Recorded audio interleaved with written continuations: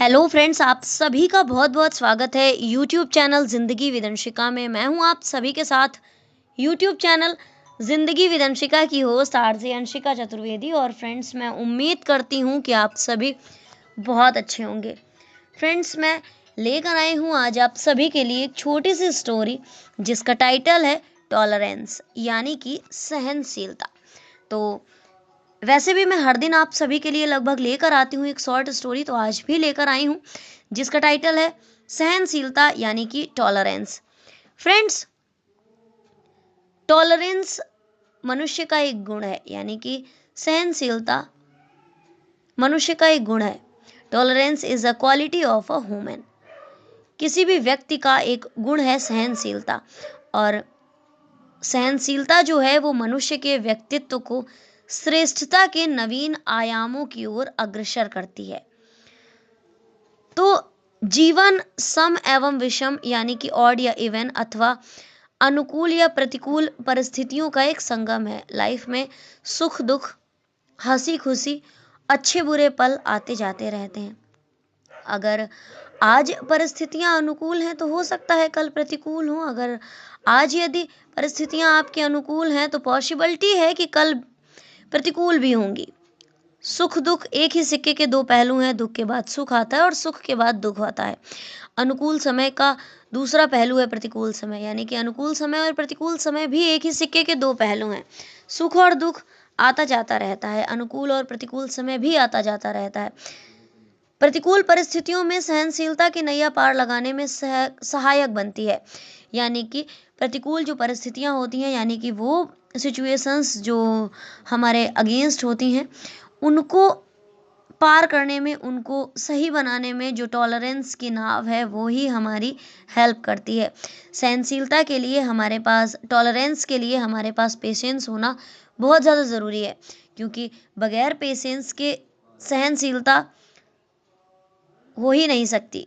और पेशेंस ही है वो जो सहनशीलता का बेस बनकर उसे स्टेबिलिटी देती रहती है। कठिन से कठिन परिस्थितियों में कठोर से कठोर वचन एवं प्रतिकूल से प्रतिकूल परिवेश को अपने शरीर एवं मन के प्रति प्रभावहीन कर देना ही सहनशीलता है।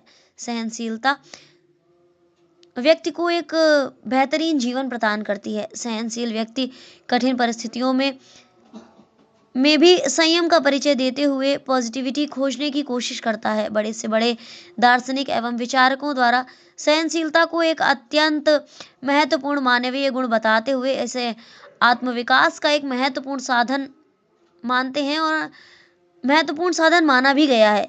सहनशीलता का गुण व्यक्तित्व के अंदर विकसित हो जाने पर कई अन्य लाभों की प्राप्ति स्वतः ही हो जाती है।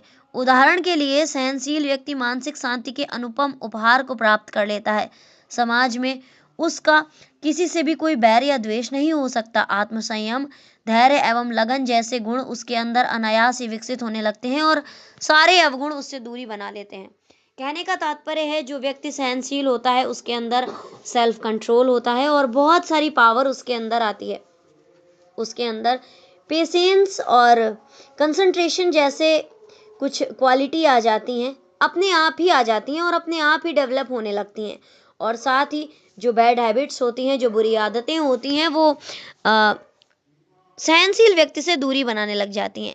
ये भी सच है कि टॉलरेंस की क्वालिटी को आत्मसात करने के लिए बहुत कठिन कोशिश करनी पड़ती है। और सबसे महत्वपूर्ण बात यह है कि पहला प्रयास ये है कि हमें अपने भीतर क्षमा का भाव विकसित करना होगा।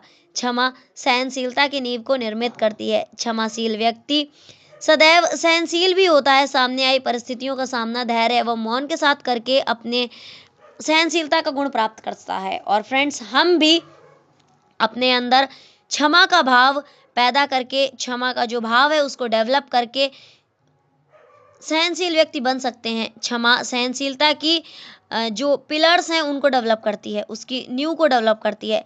क्षमाशील व्यक्ति सदैव सहनशील भी होता है।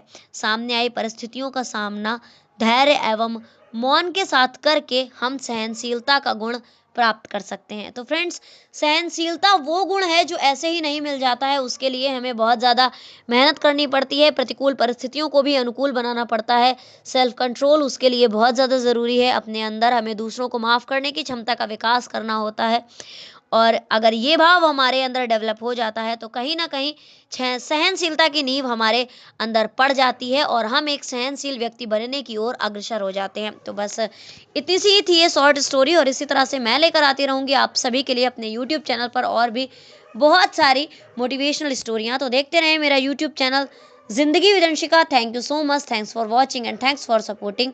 Bye bye and take care.